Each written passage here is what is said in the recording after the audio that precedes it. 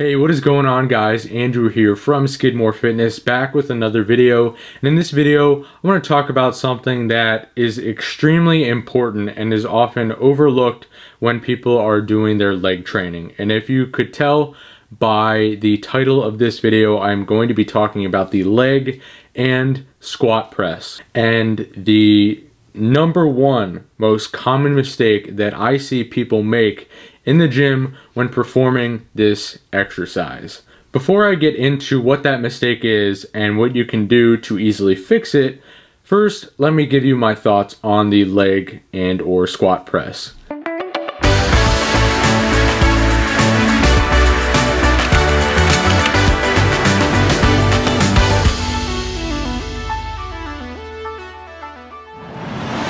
In my opinion, I think that the squat press and leg press are single-handedly the best quad exercises that you could possibly do. Yes, the squat is a fantastic exercise, as is the deadlift, and a lot of other great leg exercises are absolutely fantastic.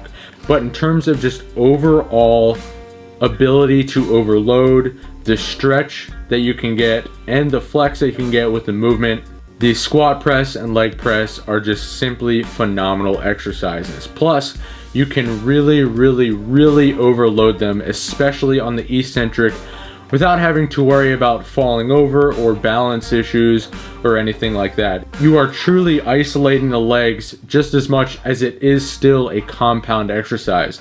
So you're kind of getting the benefits of both a compound exercise and an isolation exercise, because you are really hitting those legs to the full effect. Plus, you get quite phenomenal hamstring activation as well. Usually the days following when I do the squat press or leg press in the gym, I prefer the squat press. My hamstrings are sore, if not sorer than my quads, so it is extremely effective. So with that in mind, with that out of the way, what is the common mistake that I see that odds are you are probably making? Well, it has to do with your depth and range of motion. Here's the thing. A lot of times you will see, I don't know, whoever, men, women, anyone, they go and perform this exercise with a ton of weight. And I'm talking about like 7, 8, 9, even 10 plates on each side, as I've seen.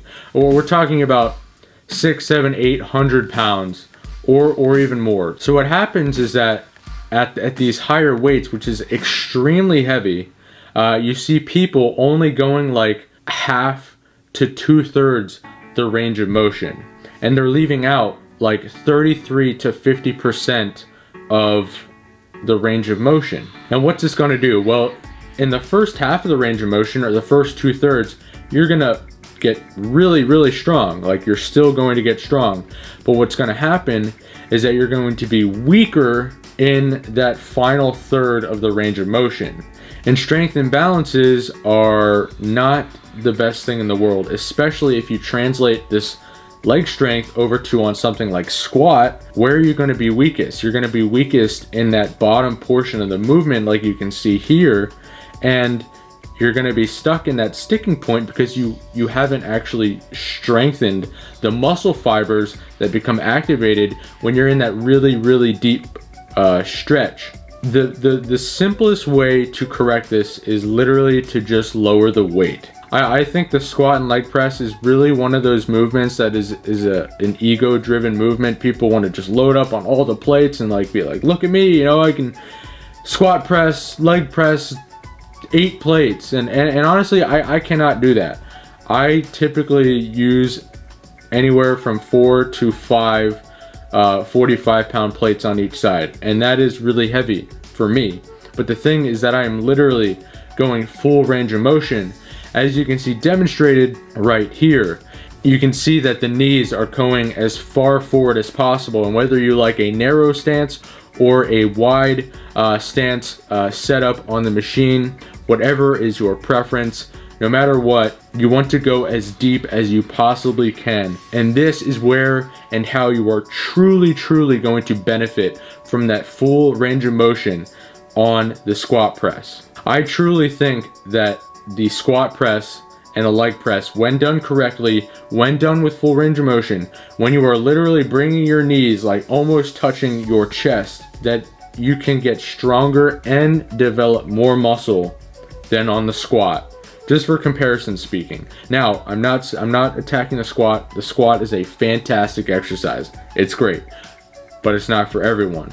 So again here, the squat press, because you have that stabilization, because you are isolating the lower half of your body and you have support, it's also a very great option for people that aren't able to perform the squat for whatever reason. Anyway, just a quick little tip video. I just wanted to talk about, really emphasize how powerful the squat and leg press can be in your leg training. And if you are not incorporating it already, I would say do it as your first or second leg movement during your leg workout, anywhere from 3 to 4 sets at 6 to 8 reps. And I'm talking about, literally clean reps, full range of motion. You are going to have to back the weight up a little bit, probably by 33%. If you're leg pressing 500 pounds and only going half range of motion or whatever, drop it down to 350, maybe even 400. I can't emphasize enough how important it is to get that full range of motion. So anyway, if you found this quick mistakes video helpful, I'd really appreciate it if you could like this video. Leave a comment down below of what you would like to see in the future. Don't forget to hit that subscribe button so you never miss a future video. And check me out on Facebook and Instagram. The links are in the description below. Thank you so much for watching, and I will see you in the next video. Oh, and happy Halloween.